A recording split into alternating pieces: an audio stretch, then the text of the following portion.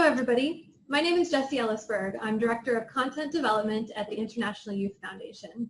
Since 1990, IYF has been preparing young people to be healthy, productive, and engaged citizens. We do this through a wide array of programs, including Youth Action Net, which supports young social entrepreneurs on their leadership and social innovation journeys. As part of our support, we host a virtual learning series covering a range of topics on leadership and organizational management, including today's session in our Gaining, Training, and Retaining Talent series, focusing on creative incentives for staff and volunteers of social ventures. I'd like to take a moment to thank our partners, American Express Foundation and Laureate International Universities, for making this session possible. It's my pleasure to talk today with three wonderful people who are going to share some of their lessons learned, recommendations, and insights on the topic of incentives for staff and volunteers. First, Maya Ramaro Sangratana, founder of Projet Jeune Leader. Projet Jeune Leader uses a participatory, youth-centered, and school-based approach to address challenges such as teenage pregnancy, school dropout, and risky sexual behavior amongst adolescents in Madagascar. Maya is a 2016 Laureate Global Fellow, part of the Youth Action Net community.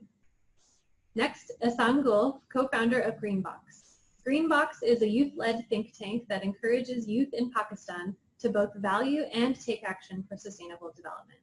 In addition to running Greenbox with his twin brother, Ehsan is an Atlas Corps Fellow who is completing his year-long fellowship here at IYF in the United States. And last but not least, Nigel Savell, founder of 9 Miles Project. 9 Miles Project is a social venture that uses the medium of surfing to create safe spaces for opportunity and skill building of youth at risk in coastal communities of South Africa. Nigel is a 2018 Mandela Washington Fellow and is completing his professional development experience at IYF. So welcome, Maya, Ehsan, and Nigel, and thank you for joining me today. Thank you for inviting us. Before we dig deeper into the topic, I'd love for our audience to have a little bit more context about each of your ventures. Perhaps you could share a little bit about your staffing and volunteer structure. Let's start with Nigel. Okay, hi everyone. So I have a team of 5 permanent staff employed. It consists of a program manager, 2 program coordinators, 1 communications and fundraiser person, and a grant writing and corporate governance person.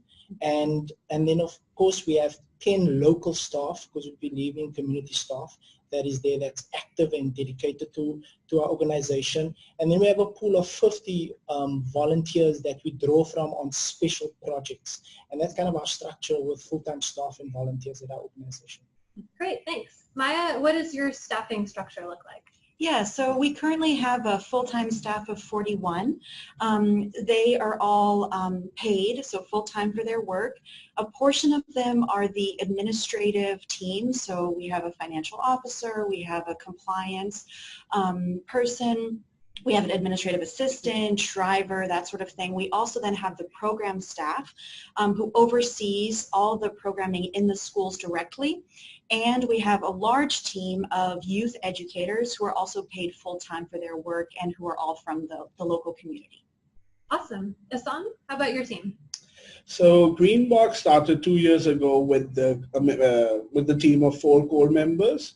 So none of them is on full-time payroll or anything, but we call them core team. But then we also have, in addition to that, 10 volunteers who have project roles. So as we speak through the course of this discussion, we can talk more about that. Great, thank you. So many Youth Action Net Fellows and other social entrepreneurs like them are still in the process of formalizing their operations, which of course includes staffing. So when you don't have the budget to pay staff a competitive salary, what incentives can you use to attract and retain talented people? I'll open that up for anybody. Okay, so I can start with this because I don't have any money to pay them. So we, as the part of the core team, 4 people who started this, had to think on when we had to bring individuals as volunteers as part of the team. So we had to creatively think about this because we're not paying anyone. But we do have this thing called volunteer allowance. So we do pay our volunteers and the people, like the core team, if we arrange any function or any project deliverable for which we have to travel or do something extraordinary. So we have a volunteer allowance. It's very minimal, but it does cover a few like travel, food, and per diem sort of things. Along with that, we also have, since one of the core team member is also part of the worldwide funds, WWF, so we have an extended membership, free membership of all our volunteers and core team members, so we have access to their incentives available. So it's just not us recruiting incentives, we have actually helped another organization, a larger organization, sharing their incentives with our team. So we kind of share through that. Great. That sounds like a really creative strategy to piggyback off of another organization's incentives when you don't have a lot of resources. Great. Within my team, one of the strategic decisions we made at the beginning of the organization in 2013 was to pay our youth educators full-time rather than relying on volunteers. That was a pretty critical decision because it does represent such a large part of our workforce at the organization. What we decided to do was to pay them the official minimum wage in Madagascar.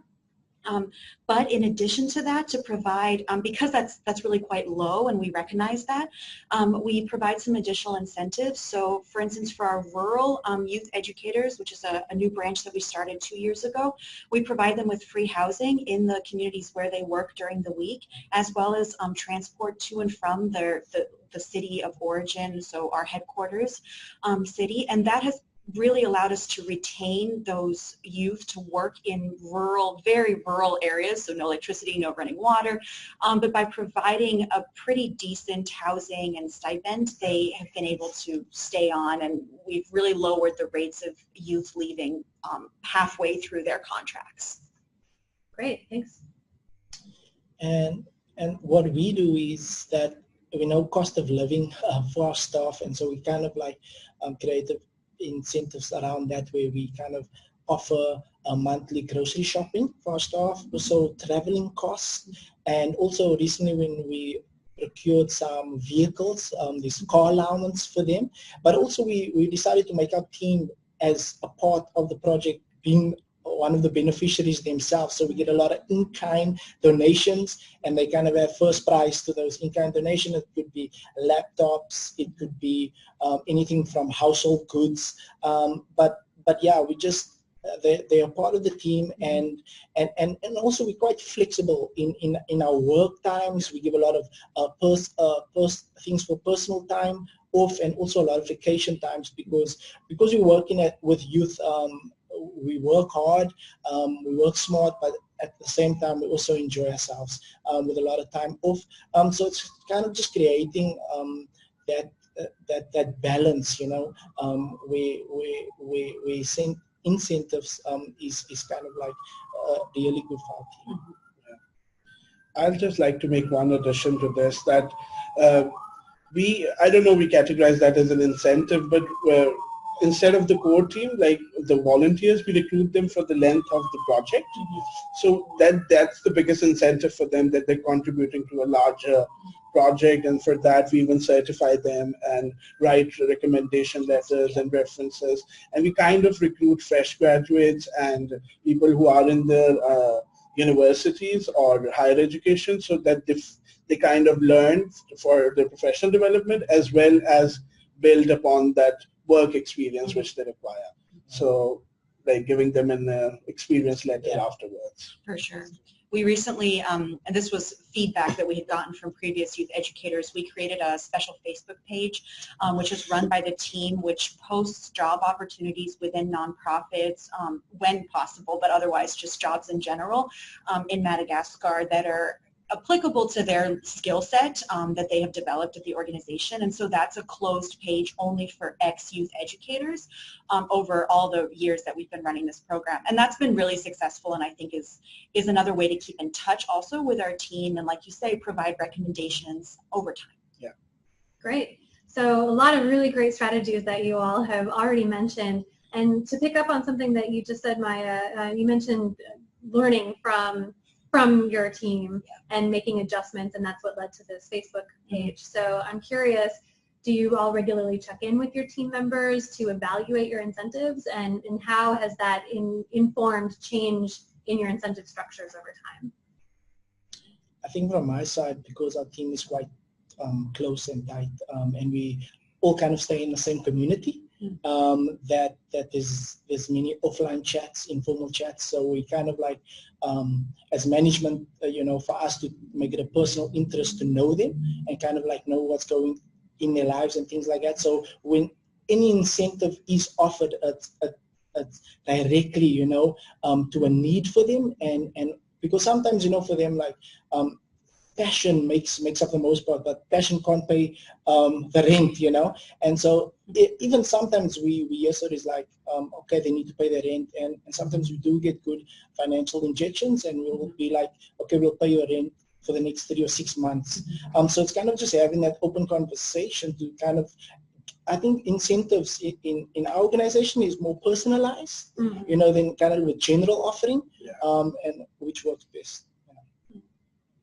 Yeah, I would say we're kind of on the opposite framework, where our donors are really very strict about how we spend the funding, and the grant writing that we do has to fall within specific categories, salaries, benefits, etc. So we've had to institute really quite strict policies in terms of salary grades, and that's something we're still working on. It's very difficult to do. It's difficult, especially as a relatively small nonprofit, because you don't know where to place yourself within the nonprofits and enterprises that work in the city. So one thing that I certainly recommend to fellows is do background research on what the pay scale is around you. One thing that we were surprised is it was a lot lower than we thought it actually was. We were afraid that salaries were going to take up a higher proportion of our expenses than we had anticipated, and then when we started doing, and it has to be behind the scenes research, unfortunately, because a lot of people won't share in great detail what their pay scale is. But if you do the research, you start realizing that maybe you can actually increase some of your staff to still be competitive, but we're not talking about huge increases that would really draw on your budgets, your operating budgets. Right. So do the research, I think, would be my tip. Yeah. So like Greenbox kind of sits in its initial stage right now, so we don't have institutionalized protocols for paying people, but we definitely down the lane will have to work on those things. But as far as knowing what's going on within the group and what they really want to do is very near in structure as Nigel's project, because we also have a very personalized element involved, so like everyone knows each other. So we all have informal chats about what you really need, and if you need that, then work for it. Because we're all passionate individuals, and it's a non-hierarchical structure, so everyone is equal. So if when a volunteer needs something, we'll support you. Go out and find it, and we'll work together to get it for Greenbox. Yeah. Great. So it sounds like there's certainly, it's great if you can be flexible and responsive to the individualized personal needs of your team members, but particularly as you're moving along in formalization or expanding your team, you may need to have that more structured documentation, have it be kind of more explicit and general, like standardized across the organization. But good that there are a lot of different approaches that are possible. And I like the point about doing the research, because you may be surprised if you have certain assumptions about what you can and can't afford, to recognize that you may have more options than you think initially. Yes. So I wanted to also go back to something that, Nigel, I think you started to hint at when you were talking about some of the creative incentives in terms of having time off, being flexible to people's schedules. And so since you use the medium of surfing for your venture, I imagine that part of that involves allowing team members to take advantage and have fun in the water. And so since that's a core element of your model, I'm curious for all of you, how important is it to align your incentives and your benefits with maybe core values or core elements of your venture's model? And if it's something that you do, how do you make that happen? Yeah, so like there are 4 core values for Greenbox, which is future thinking, environmental stewardship, social cohesion, and global citizenship.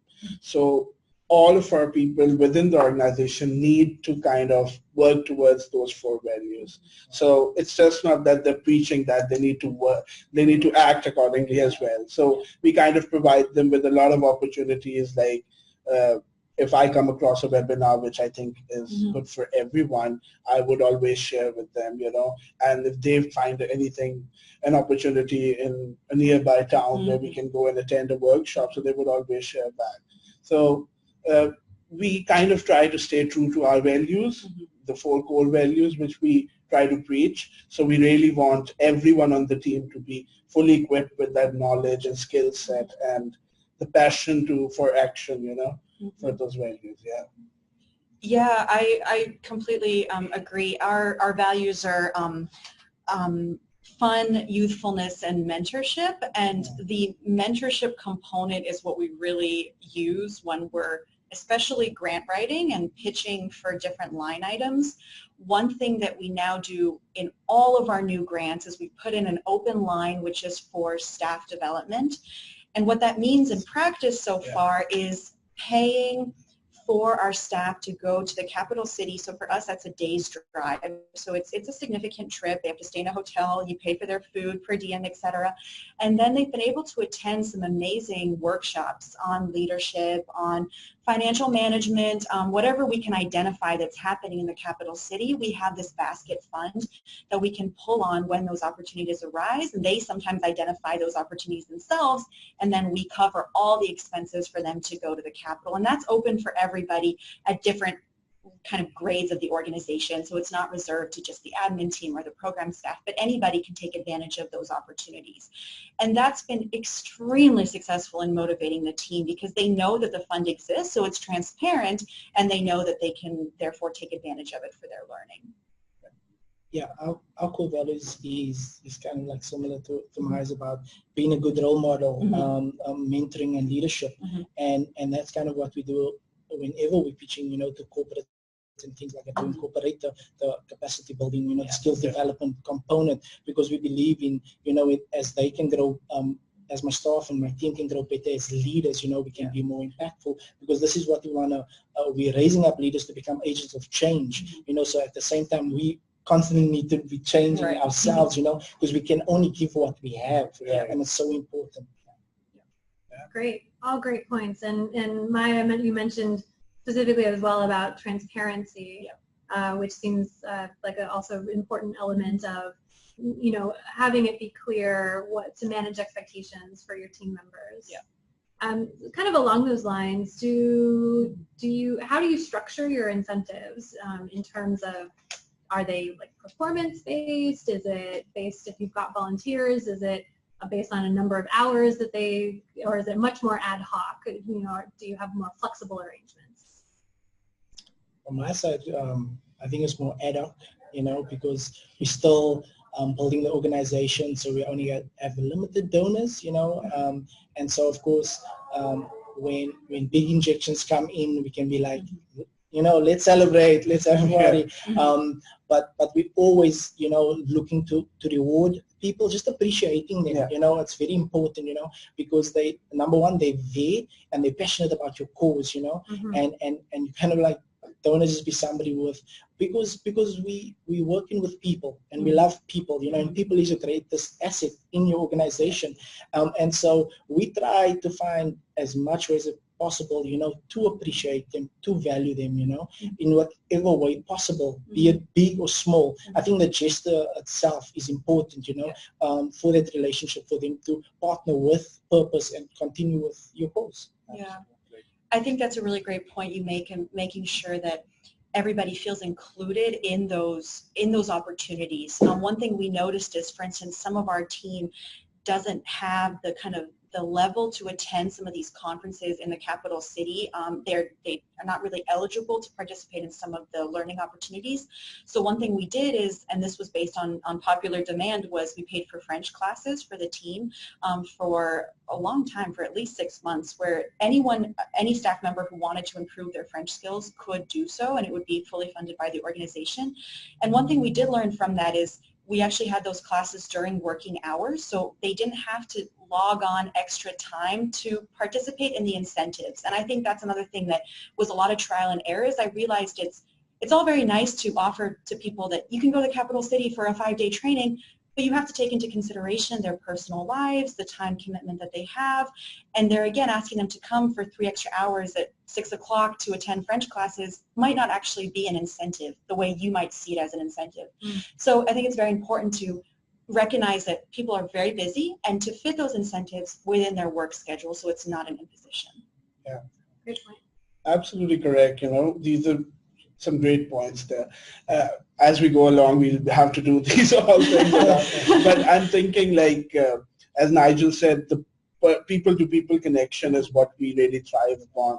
And like, for instance, for the first month, my mother used to send food to us in the organization because if we stayed back late. So that was an incentive, people would stay back, hey, we'll get food from his aunt's house.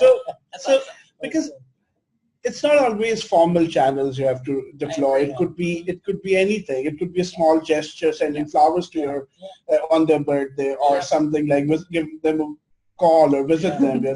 Because since it's a volunteer organization, everyone is working on their full-time jobs, but then we do meet over weekends and work. So we kind of try to make a more sense of community through these informal channels. So we can categorize them as incentives. Oh, definitely. Yeah, great points. So all of you in one way or another have mentioned something about skill building. So I'm curious on your thoughts on the role of skills development in kind of incentives and benefits, and how that works practically, particularly if, say, you don't have a budget to have a fund for sending staff to the capital city to participate in a workshop. What are some creative ways that you can help your team members build their skills and have access to skill building opportunities? I think there's a lot of free things out there, awesome training, free workshops, and there's also some that with low costs. And so I encourage our team, especially on their portfolio, to look out for these trainings and workshops. And of course, from our side, we will cover their costs. And it varies from 1 day to 3 days workshops. But if there's a small fee involved, we'll definitely make that investment because it is in their development. At the end of the day, sometimes you cannot recruit the best people with the skills and things like that, but you got passionate people that can be empowered, and sometimes that passion trumps, sometimes trying to retain those ones with the high skill sets, coming with that salary bracket, and so we encourage our staff to look out there, we ourselves as management, to say, like, this is going to fit perfectly and assist you in your portfolio and grow you professionally, and we kind of like try let them do at least 3 to 4 per quarter, but it's definitely incorporated in our incentive. And another thing, for sure, I mean, we certainly put the budgets aside, but like you say, I know that it's not always possible, and we have certainly periods where we're not able to invest as much into these expensive workshops. You can also just do a lot within the team itself. For instance, our financial director she uses Excel every day because that's what she's trained in, and so we then encouraged little workshops at certain moments where, like, our logistician can come in and take a little Excel workshop, and he didn't have experience using Excel in his job, and so we had little workshops where the team would lead their own capacity building activities. Or if I found a workshop online that was in English, I would take the time out of my day to translate that into French and to have a maybe hour-long chat about some new research that came out in our field, or a webinar that was English but that they wouldn't understand, and translate that into French. So there's a lot of little completely low-cost things that you can do within your own team. It is a time requirement. And I think one thing I've learned as director of the organization is you have all your activities, and if you're committed to capacity building, which I think we all are, you need to factor that into your time. And you need to say that 2 hours a week, I'm going to spend my time preparing a workshop for my team and make that a part of your job description. And I didn't do that at the beginning, and I regretted that, because you should get credit as well for the time that you put in to those activities. Yeah. We kind of do three things. So one we do is the skills audit whenever we recruit someone. So we do a skills audit, and they kind of tell about what they're good at and what they really want to learn. So then we mix and match from within the team, and then we do mentorship. So instead of just like, not everyone wants to learn Excel again, you know. Exactly. So we would rather do a shadowing program. Like, I'll go and sit with your financial director and learn from them on one-on-one learning, kind of peer-to-peer learning. We also do this, that one of the Greenbox, another component is research. So a lot of international conferences on the topics which we work on are free, or at times covers, like partial funding is available. So what we do is that we team up within ourselves and we write these papers. So instead of, like, if Nigel wants to write, so Nigel is struggling with writing, so we see, hey, Ehsan wants to work with you on this topic. So we'll team up, but instead of Ehsan going and presenting the paper, it would be Nigel going and presenting.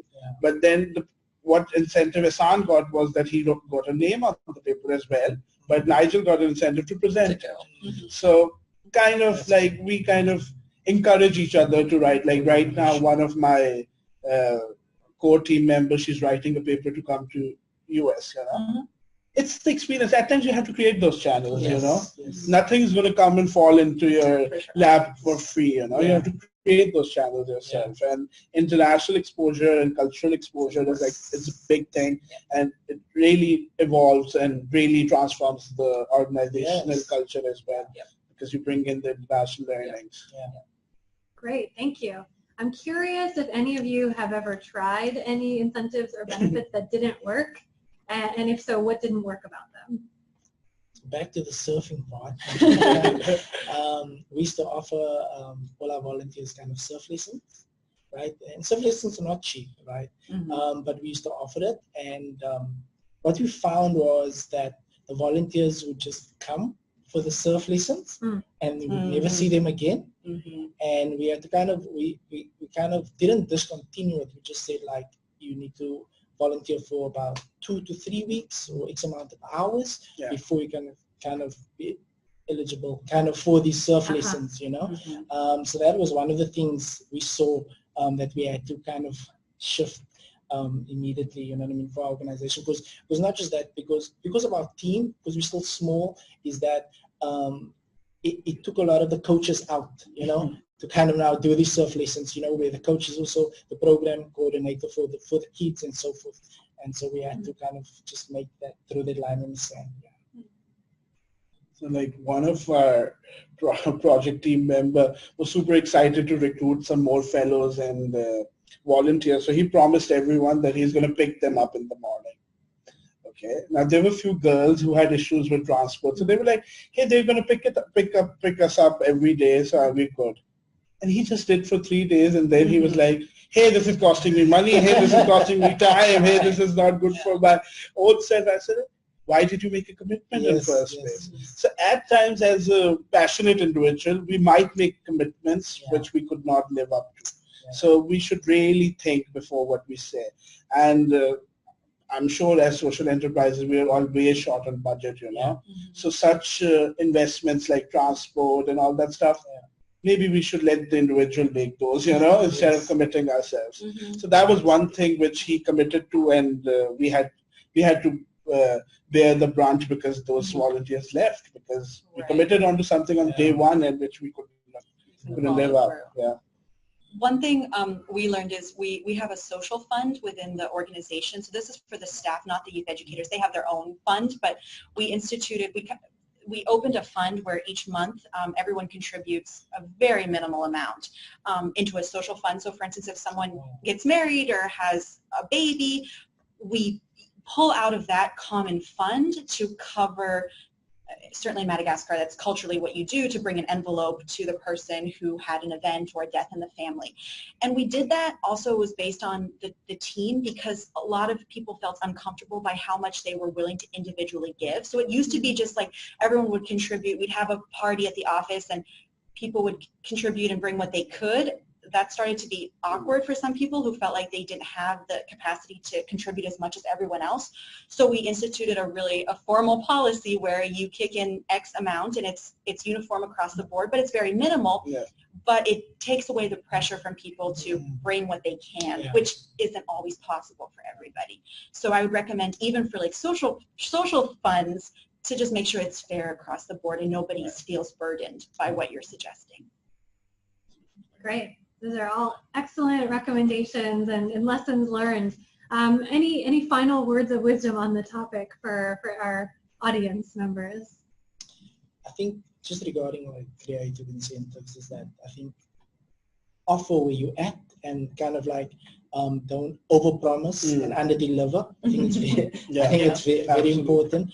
And yeah, just kind of where you at and you will get to grow in your team and retaining, you know, kind of recruiting those skills, you know. But I think it's important that so long if you have passionate people, you can always empower them, you know, and you take it step by step and you grow, you know, and yeah. So never overpromise and underdeliver. Excellent. I would just add one thing. As the name suggests, be creative, you know. Yes. Try to understand your own environment, your circumstances, your own resources, and then make those offers that way. And don't just cling to this idea that you're giving them incentives and you're investing in that talent so they would always stay with you, you know. They're also young people, and if everyone's having young teams, so that's one assumption I'm making here. But if you have a young team and you're kind of making an investment into their professional development, let them grow as well, you know. They would always come back to your organization in a positive way, you know. They might contribute by talking about your organization in a good way on bigger forums later in life, you know. So don't just cling to them and say, hey, we invested so much on them and they left us, you know. Everyone has a right to grow. And be creative, get more people, spend in individuals, people-to-people management is what we all are trying to achieve. Yeah.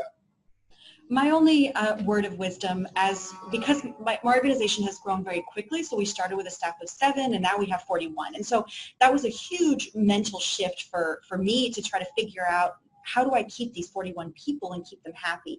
One thing that I really learned is, because we're completely donor funded, is you need to advocate on behalf of your staff. And so for instance, just look at inflation in your country. What really angers me is a lot of nonprofits that I talk to have been paying their staff the same thing for the past 5 years. Think about it. Does that make sense? Is that really how you want to represent your organization, as being behind the times? Or do you want to respond to things like inflation and unemployment in your country? And you need to make the case with your donors, especially if you're looking to formalize and start paying your team. You need to make the case of why that is important within the context that you work and the socioeconomic kind of conditions that your team is living in. So do that research and make that case for why you should pay people fairly to retain your best talent. Awesome. Thank you. So thank you very much to Nigel, Ihsan, and Maya. This has been a really rich discussion, a lot of great advice and recommendations, things that you all are working on, have used, have tried, and it hasn't worked. I'd also like to thank the Emergency Services Department in Baltimore for the background noise that we've been getting in this video. Hopefully that wasn't too distracting for our audience. But I do want to mention that if you are interested in learning more about the topic of creative incentives, we encourage you to do some reading. There's lots online that you can find. We have a list of some sample articles that you can look up. Lists are so popular these days. So we've got 14 strategies and 15 strategies and 5 tips, but lots of different strategies on creative incentives, particularly if you're a nonprofit or you are working with a smaller budget. And then all of you talked as well about the importance of being people-centered and really thinking about the people that you are working with on your teams. So I did want to mention one framework that might be helpful. which is to really take a moment or a few moments to stop and think about the why of your people, why they are showing up. And not everybody shows up for the same reason. And you all talked about a variety of incentives and benefits. And one specific example, Asan mentioned about encouraging people for opportunities for development, like to co-author or to present. And providing those kinds of opportunities may be very appealing for some of your team members and maybe completely unappealing for others. And so it's really great to think about, this is a framework that we use in Youth Action Net of the motivational styles. And so we talk about whether somebody is affiliation, influence, or achievement oriented. And people may be a mix, but there's usually a more dominant style. And so affiliation oriented people are those are the people who are going to show up because they want to be part of something. The influence oriented people will show up because they want to help shape something. And the achievement oriented people will show up because they want to get something done. And so it's really great to also think about what are the styles and motivational whys of the people that you're working with, and make sure that you are also tailoring incentives to appeal to across those styles. If everything that you do is performance related, that may be actually a disincentive for some people if they're more affiliation oriented, for example. So that might just be a helpful final nugget to toss into the mix on this topic. Very helpful. And so with that, I would like to take one more opportunity to thank our partners, American Express Foundation and Laureate International Universities, for making this virtual learning session possible. And please keep in touch with Youth Action Net so you can keep up with our latest stories and news and learning opportunities by subscribing to our newsletter at our website, youthactionnet.org/subscribe. And of course, you can find us on social media. We are at Youth Action Net on Facebook, Twitter, and YouTube. And particularly on YouTube, you can find our other virtual learning series videos if you're interested in more learning opportunities like this one. So thank you very much for joining us in today's session. Thank you so much, Nigel, Maya, and Asan, for a great conversation and lots of excellent insights. And until next time. Thank you. Bye. Thank you.